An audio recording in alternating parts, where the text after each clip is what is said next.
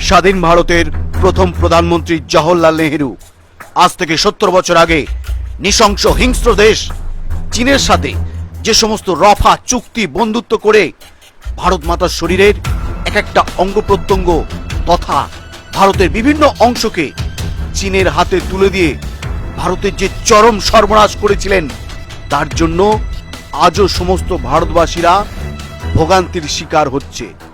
ভারতবাসীরা ভয়ভীত, আতঙ্কিত, অশান্তির মধ্যে জীবনযাপন করে চলেছে শুধুমাত্র নেহেরুর জন্য। মধ্যরাত্রের ঘন্টা বাজলে যখন সারা বিশ্বের মানুষ ঘুমিয়ে থাকবে, ভারত তখন নতুন জীবন ও স্বাতন্ত্র্যের জন্য জাগবে। এই চিরন্তনী বাণী আমরা সবাই স্কুলের বইতে পড়েছি বা শুনেছি। ভারতের প্রথম প্রধানমন্ত্রী জওহরলাল নেহেরু আজ থেকে 73 বছর আগে ভারত স্বাধীনের সময় নিজের মুখ দিয়ে সারা দেশবাসীকে এই কথা জানিয়েছিলেন। বন্ধুরা, আপনারা সবাই জওহরলাল নেহেরুর অনৈতিক আচরণ, কামুকতা এবং আরো ভিন্ন ধরনের নিন্দনীয় বিভিন্ন তথ্য বিভিন্ন জায়গায় থেকে শুনেছেন, কিন্তু আজ আমরা জানাতে চলেছি এমন কিছু রহস্যময় তথ্য যেগুলি জানার পর আপনি রীতিমতো চমকে উঠবেন। প্রধানমন্ত্রী জওহরলাল নেহেরু কি ধরনের ভুল কাজ করেছিলেন, কিংবা কি ধরনের ভুল সিদ্ধান্ত নিয়েছিলেন, এবং চীনের সাথে কি এমন রফা চুক্তি করেছিলেন যার জন্য সমস্ত ভারতবাসীরা আজও ভুগে চলেছে এবং খেসারত দিতে হচ্ছে। Number 1, cocoa island. 1950 সালে জওহরলাল নেহেরু ভারতের কোকো দ্বীপসমূহ মায়ানমারকে উপহার হিসেবে দিয়ে দিয়েছিলেন। এই দ্বীপসমূহ কলকাতা থেকে মাত্র 900 কিলোমিটার দূরে অবস্থিত। পরবর্তীকালে মায়ানমার কোকো দ্বীপসমূহকে চীনের কাছে ভাড়া হিসেবে দিয়ে দেয়, যেখান থেকে চীন আজও ভারতের গতিবিধির ওপর কড়া নজরদারি চালিয়ে যাচ্ছে। ভাবুন বন্ধুরা, ভাবুন, নেহেরু এমন ভুল কাজ করে গিয়েছিলেন, আমার জায়গা থেকেই তারা আমাদের উপর নজরদারি করছে। নাম্বার 2, কাবা ভ্যালি। জওহরলাল নেহেরু 1954 সালের 13ই জানুয়ারি ভারতের মণিপুরের প্রান্তে অবস্থিত কাবা ভ্যালি ভারতের বন্ধুত্বের নামে আরো একবার মায়ানমারকে উপহার হিসেবে দিয়ে দিয়েছিলেন। তারপর সেটাই ঘটল যেটার উপর ভয় ছিল। মায়ানমার কাবা ভ্যালির কিছু অংশ আবার চীনকে ভাড়ায় দিয়ে দিল, আর এখান থেকেই চীন ভারতের উপর নজরদারি চালিয়ে যাচ্ছে। কাবা ভ্যালি বিশ্বের সবথেকে সুন্দর জায়গা, এবং কাবা ভ্যালির সৌন্দর্যের সঙ্গে কাশ্মীরেরও তুলনা করা হয়। বন্ধুরা, আপনারা একবার ভাবুন তো, জওহরলাল নেহেরু সত্যি কি ঠিক কাজ করেছিলেন? আমাদের দেশের শরীরের এক একটা অংশকে কত অবহেলায় না বুঝে সবকিছু বিলিয়ে দিলেন। চীন কি কোনোদিনই পারত ভারতের উপর নজরদারি চালাতে? তাও আবার আমার দেশের সীমানা থেকে। আমরা কি পারতাম না চীনকে ঘায়েল করে দিতে? কিন্তু গোড়ায় গলদ সর্বনাশের পাহাড় তৈরি করে দিয়েছেন ওই নেহেরু। আজ যদি ওই কাবা ভ্যালি থাকতো, তাহলে আমাদের মতো ভ্রমণ পিপাসু মানুষেরা প্রকৃতির এই অকল্পনীয় সৌন্দর্য উপভোগ করতে পারতাম। নাম্বার 3, ভারত নেপাল মিলন।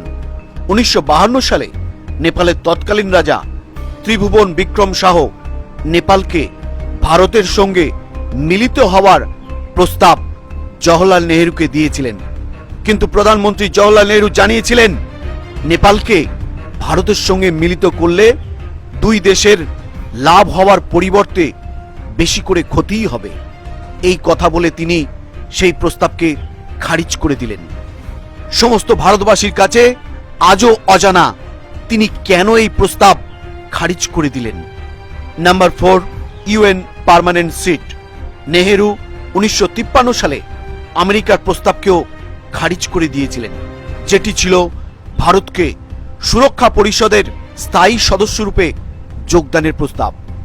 এর পরিবর্তে নেহেরু সুরক্ষা পরিষদে চীনকে যোগদানের পরামর্শ দিয়ে দেন, আর এর ফলাফল হিসেবে চীন পাকিস্তানের সাথে যুক্ত হয়ে ভারতের অনেক প্রস্তাবকে গ্রহণ না করার জন্য ইউএনএতে বিরোধিতা করেন। কিছুদিন আগে সন্ত্রাসবাদী মাসুদ আজাহারকে আন্তরাষ্ট্রীয় সন্ত্রাসবাদী ঘোষিত করার প্রস্তাব ইউএনএতে চীন খারিজ করে দিয়েছিলেন। বন্ধুরা, কি ভাবছেন আপনারা? ঠান্ডা মাথায় ইচ্ছাকৃতভাবে শত্রুকে নজরানা দিয়ে আহ্বান করলেন জওহরলাল নেহেরু, আর তারই ভুল সিদ্ধান্তের জন্য দেশের আজ এই চরম অবস্থা। নাম্বার 5, জওহরলাল নেহেরু আর লেডি মাউন্টব্যাটেন। লেডি মাউন্টব্যাটেনের মেয়ে পামেলা তার একটি বইতে তিনি লিখেছিলেন যে নেহেরু ও লেডি মাউন্টব্যাটেনের মধ্যে একটি গোপন সম্পর্ক ছিল। এমনকি লর্ড মাউন্টব্যাটেনও তাদের দুজনকে একা ছেড়ে দিতেন। বন্ধুরা, আমরা বুঝে নিতেই পারি যে নিজের স্ত্রীকে অন্য কারোর সাথে কেনই বা একা একা ছেড়ে দেবেন, এটা আজও রহস্য। কিন্তু ইতিহাস জানায় যে লর্ড মাউন্টব্যাটেন জওহরলাল নেহেরুর থেকে ভারতীয় সেনা ও আর্থিক নীতির অনেক রহস্য বের করার গুপ্ত পরিকল্পনা করেছিলেন। নাম্বার 6, পঞ্চশীল বোঝাপড়া। নেহেরু চীনের সাথে বন্ধুত্ব স্থাপনের জন্য প্রচন্ড উৎসাহ দেখাতেন। নেহেরু 1954 সালে চীনের সাথে পঞ্চশীল বোঝাপড়া করেছিলেন। এই বোঝাপড়ার সাথেই ভারত মেনে নিয়েছিল তিব্বত চীনের অংশ। নেহেরু চীনের সাথে বন্ধুত্বের সম্পর্ক অটুট রাখার জন্য তিব্বতকে চীনের দখলের আওতায় রাখার অধিকার দিয়ে দিলেন। বন্ধুরা, আপনারা তো জানেন 1962 সালে ভারত আর চীনের যুদ্ধ হয়েছিল, আর সমস্ত চীন সেনাবাহিনী এই তিব্বতের পথ ধরেই ভারতে প্রবেশ করেছিল। বন্ধুরা, ভাবতে পারছেন আপনারা নেহেরু ভারতবর্ষের ভবিষ্যৎকে কিভাবে তছনছ করে দিয়েছিলেন? নাম্বার 7, সর্দার বল্লভভাই প্যাটেলের পরামর্শকে গ্রাহ্য না দেওয়া। 1950 সালে সর্দার বল্লভভাই প্যাটেল নেহেরুকে লেখা চিঠিতে সাবধান করে দিয়েছিলেন যে চীনের ওপর ভরসা করা আমাদের একদম উচিত কাজ হবে না।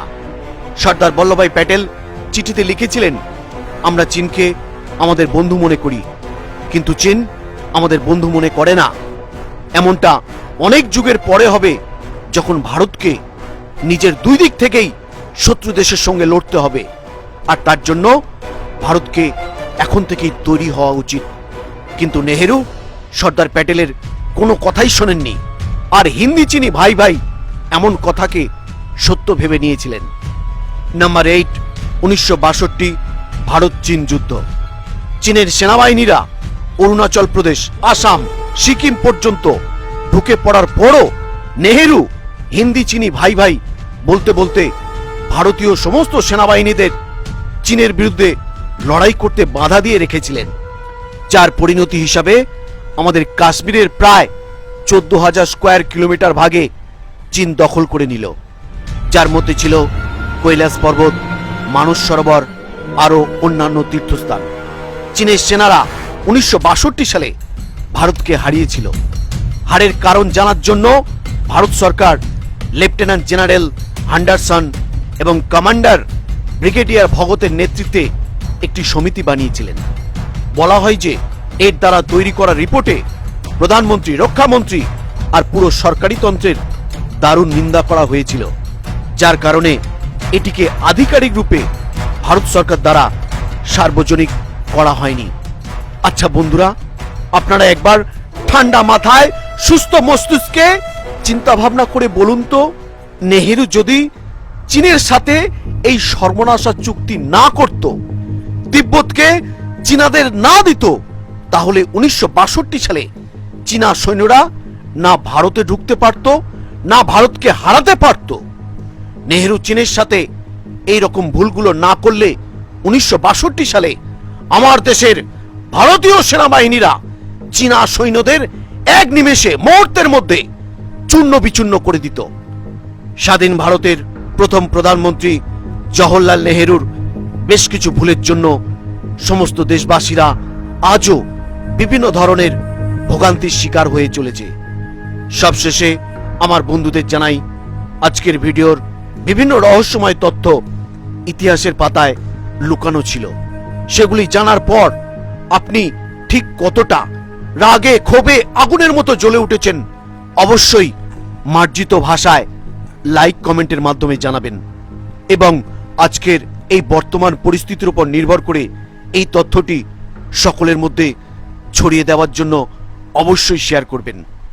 সবশেষে আমার বন্ধুদের জানাই, আজকের ভিডিওর বিভিন্ন তথ্যগুলি বিভিন্ন ওয়েবসাইট এবং কিছু ঐতিহাসিক গ্রন্থের মাধ্যমে পরিবেশিত করা হয়েছে, যার জন্য মাইএম কর্তৃপক্ষ কোনো অংশে দায়ী থাকবে না। আজ এই পর্যন্ত। ভালো থাকবেন, সুস্থ থাকবেন। ধন্যবাদ।